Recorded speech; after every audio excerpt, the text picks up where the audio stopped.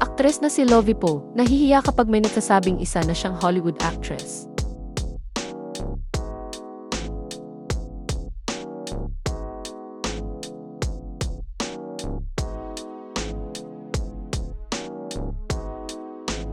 Isa ang aktres na si Lovie Poe sa cast members ng pelikulang Guilty Pleasure na ipapalabas sa mga sinehan sa October 16, 2024. Makakasama rin ng aktres sa naturang pelikula sina Jameson Blake at J.M. de Guzman. Naging bisita ang aktres sa programang Fast Talk with Boy Abunda nitong Miyerkules, October 2, 2024. Doon ay ibinunyag ni Boy Abunda na nailang si Lovie na tawaging Hollywood actress.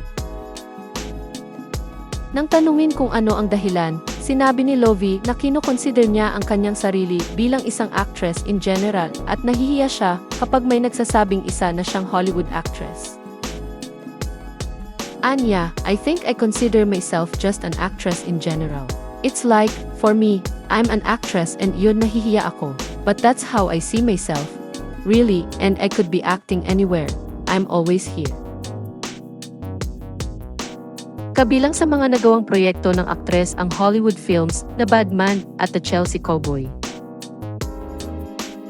Matatanda ang iniulat nitong Marso na kasama ang aktres sa cast ng isang pelikula na gagawin ng producer-director na si Gary A. Brown na nasa likod ng Prison Break. Samantala, inihayag ni Lovie sa naturang panayam ang kalungkutan sa pagpanaw ng manager niyang si Leo Dominguez at Regal Entertainment matriarch na si Mother Lily Monteverde. Para sa kanya, kabilang sina Mother Lily at Leo sa mga pinakamahalagang tao sa kanyang buhay. Sinabi rin ng aktres na ang pelikulang Guilty Pleasure ay ang unang pelikula na hindi na mapapanood ng kanyang manager na nagsilbing father figure niya.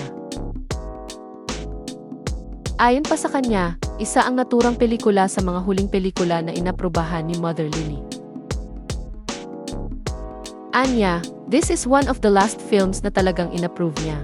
And she was like, really excited about. I'm very sad that she won't get to watch it, but then, you know, we dedicate this to her as well. Inamin din ni Lovie sa naturang panayam na isa sa mga pinakamasayang alaala niya sa Kapuso Network ay ang pagkakaroon ng pag-ibig. Pero nang tanungin siya sa Fast Talk segment ng naturang programa kung nahirapan nga ba siyang mag-move on kay Rocco Nacino, mas pinili niyang hindi sagutin ang naturang tanong.